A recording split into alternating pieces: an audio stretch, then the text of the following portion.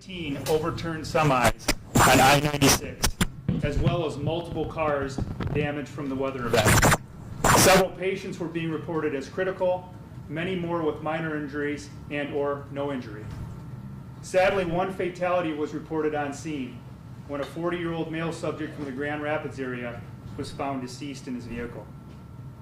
I personally spoke to one semi-driver last night whose semi rolled several times down the embankment.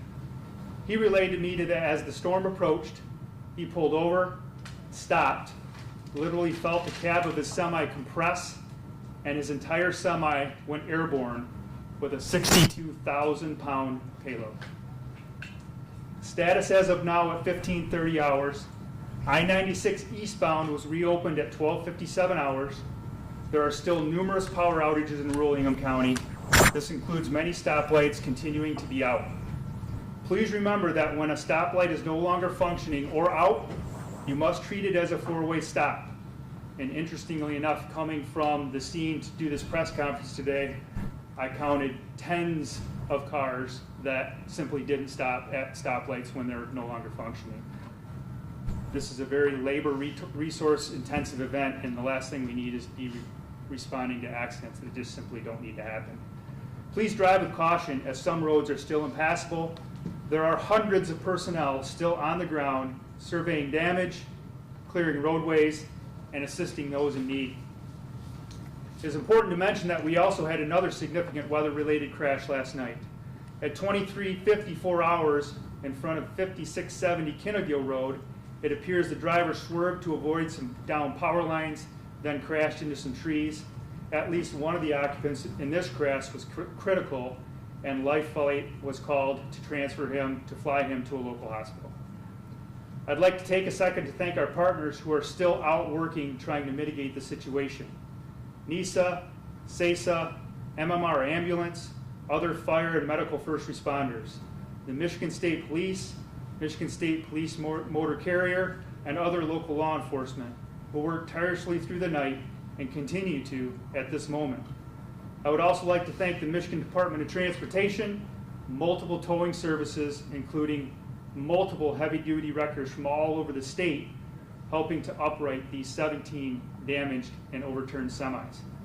DTE Energy, among others, are also assisting us on scene and continue to today. The National Weather Service has been on site since this morning and recently confirmed that this was an EF2 tornado with maximum winds up to 120 miles an hour. Now I'll say this was a quick turnaround time for many heroes in the area who worked all night, grabbed a couple hours of sleep, and are back at it right now. And some of these heroes haven't even gone to bed yet. Westbound I-96 will stay closed for the foreseeable future until all semis and other debris is cleared.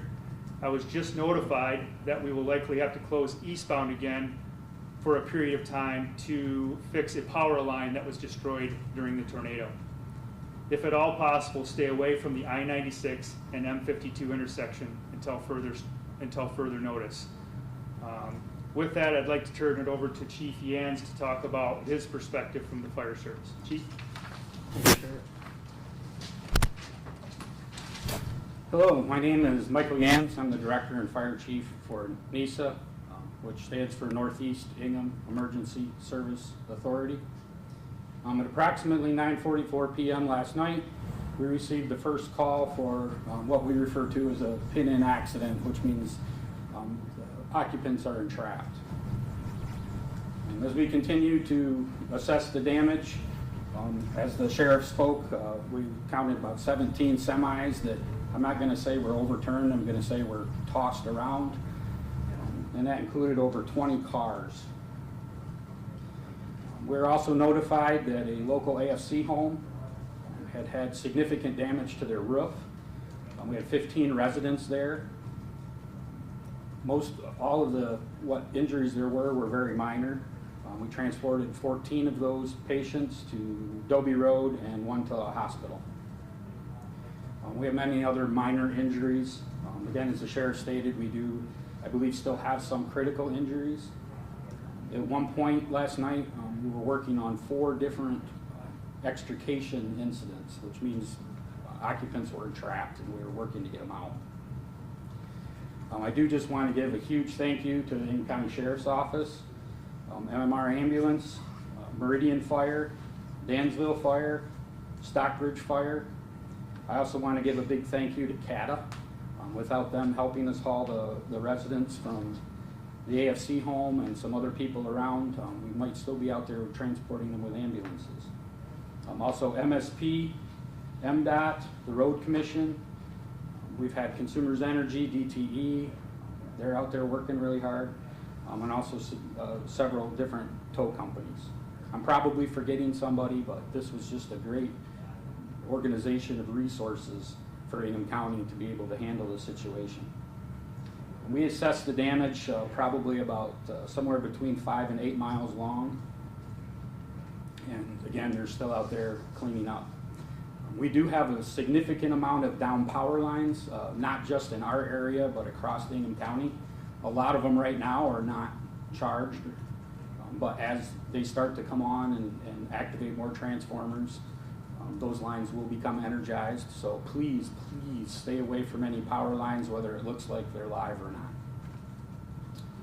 With that, we'll open it up to questions, and with respect to my remarks, I just wanted to mention that I was kind of focusing on the northeast corner. The tornado hit, but the entire county was significantly affected by this weather event last night. So with that, we'll answer your questions the best we can. Sheldon Gross with the LSJ. You said that, I believe as of last night, some of these injuries on the freeway were in critical condition. Are there any updates on the amount of injuries or any updates on the condition of those individuals? No, you have what I have at this time right now, and we'll do some follow-up, further follow-up. But again, we've been working through the night, and we'll figure that out and get that information when we can. It might not be for the trio of you here, but I have a couple reports of 911 going down yesterday, at least in the Lansing area. Do you have any comment on that, or is that something I should ask somebody else? I never heard that. So I've got no knowledge that 911 ever went down. Yeah. Sorry, and then MLive and then 10. Okay. I mean, do you have some sort of overall assessment? I mean, like, how many injuries are we talking? What's like a dollar total on damage, like number of like homes damaged? Are you anywhere toward that? No, it's way too early in the investigation. That's something through as damage gets reported. That'll take weeks probably to total up. Needless to say, the highway between Williamston and Weberville is significantly damaged. Most of the billboards are gone. Almost all the street signs are gone. You can see when you're able to travel it probably later today that most of the treetops have been sheared off. The highway last night was littered with the tops of trees as well. So we had overturned semis, overturned vehicles and ditches, and then we had trees all over both east and westbound as well. So MDOT was up there with a crew of 15 or 20, several trucks, backhoes, front end loaders trying to clear all of that stuff as well. There was a time where we couldn't even traverse 96 because there was down power lines, like I said, and that's going to have to be fixed on later today. So this is going to take weeks, if not months, to determine the total amount of damage because it's significant and it's very, very widespread. One very quick thing. The gentleman from Grand Rapids who died, where was that? Do you have a sort of a rough location? It was westbound 96 in between Williamston and Weber. You said the 1154 crash on Kinneville. You said that was related to the storm, as in swerving to avoid power lines? We believe it was, yes. Okay, and just a small discrepancy there. I noticed that one of the reports said that this was a woman that was airlifted to the hospital, but I think you referred to a man or just some individual. I believe it was a man. If it was, I never made that scene because I was up in Northeast, and that was very southwest, right? So that's how expansive this weather event was in the county. Understood. One was up near Weberville, the other one was down near Onondaga. What are the major concerns for people right now? Yeah, the highway being shut down even one way on a Friday afternoon really makes traveling complicated. And then a lot of the side streets that people are trying to take some of those continue to be impassable because there's trees down. So traffic is very, very complicated right now. Like the chief said, there's still down power lines. So we're just asking everybody to avoid the area if they can. We know that's easier said than done. We're just trying to keep from having to respond to other tragedies that happen, and focus on what we're doing up on 96 right now. And just to kind of clarify, I'm sorry. No, go ahead. Okay, just kind of clarify, what should people be calling you all for? I know there's a lot of damage and a lot of things going on. A lot of people are calling about a lot of different things. Can you kind of condense that for us? Well, we'll put out some messaging later about how to report damage. We've been steady with call load all day, right? As people woke up this morning, they saw they had some damage. They saw they had a tree on the roof. They saw they had power lines down across their driveway. I'm assuming that's going to continue through the day and into the night. So this isn't going to be mitigated this afternoon. This is going to be a long road to repairing some of this stuff and making sure people are safe, and then trying to pick up the pieces from there. And is there a set timeline, things you guys are going to get started on first? Is it trees, power lines? No, the big thing we're working on right now is trying to get westbound 996 open back up. And that's a major trunk line in our state, and to have that shut down just complicates things. 96 and 52 is a mess right now. 52 and Grand River is a mess right now because that's where everybody traveling westbound on 96 is forced to get off. So this kind of dominoes, right? The longer you keep the highway shut down, it creates other issues. And so we're really focusing on getting, I think there's 3 semis still overturned of the 17 on 96, which is pretty incredible if you think about it. We had 17 some 12 hours ago, 15 hours ago maybe, and we're down to 3. But those 3 are significantly damaged. You're going to take probably the rest of the afternoon to get them up and out of there. And you said that people should avoid I-96 near N52 in both directions, correct? Specifically right now westbound, but again, we're going to have to shut down eastbound again sometime today to repair that power. And I don't know how long that's going to take DTE to fix that. So we'll continue to update the community throughout the weekend. Appreciate you guys coming today, and we'll message you the best we can from here on out. Thank you. We got one last one. I had a little bit of frequency in the beginning. Can I have you read your statement just like the first page again? Is that okay? Yeah. Okay, thank you. And sorry, in the meantime, you might be able to answer. You said 40-year-old Grand Rapids man. Is there a name that you're able to release? No. No. Not right now. And I think we also forgot to mention our dispatch center. You talked about 911 being down. Our dispatchers were top-notch last night. Top-notch.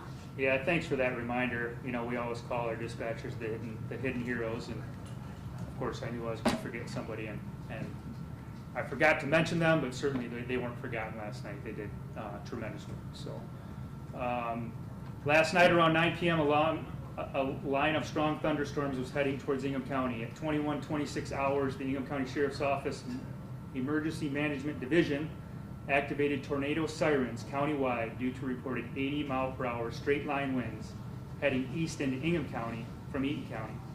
We did this to ensure all Ingham County residents were aware and could begin to take shelter. Sometimes this degree of straight-line winds can even be more dangerous than smaller tornadoes. Shortly after this warning, the Ingham County 911 Center started to receive numerous calls of vehicles overturned on I-96, especially westbound. These reports included injuries and entrapments. At 21:34 hours, a tornado was reported on I-96 working its way eastbound along the highway from Williamston towards Weberville. During this time, we also received multiple calls of structural damage to homes, barns, and outbuildings. Also reported were multiple trees and power lines being down throughout Ingham County. Multiple power outages were also being reported.